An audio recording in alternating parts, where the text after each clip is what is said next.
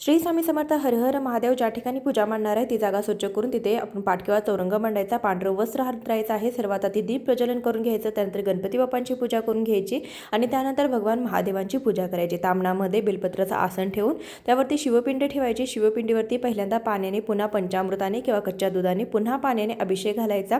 त्यानंतर पिंड कोरडी करून घ्यायची आहे. तामणामध्ये अक्षतांचं आसन आणि त्यानंतर बेलपत्राचं आसन, फुलांचं आसन ठेवून त्यावरती पिंड ठेवलेली आहे. पिंडीला भस्म, चंदन अर्पण करायचंय.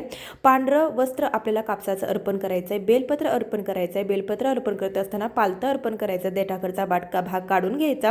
त्यानंतर अन्नपूर्णा देवीची देखील पूजा करायची, कारण की या दिवशी भगवान महादेव आणि माता पार्वतीचा विवाह झाला होता. अन्नपूर्णा मातेला देखील अभिषेक घालून घ्यायचा. हळदी, कुंकू, अक्षता, कापसाचं रंगीत वस्त्र, फूल व्हायचं आहे. सौभाग्यवान अर्पण करायचं आहे. नैवेद्यामध्ये फळांचा नैवेद्य, पांढऱ्या मिठाईचा नैवेद्य अर्पण करायचा. धूप, दीप, आरती दाखवून घ्यायची. संपूर्ण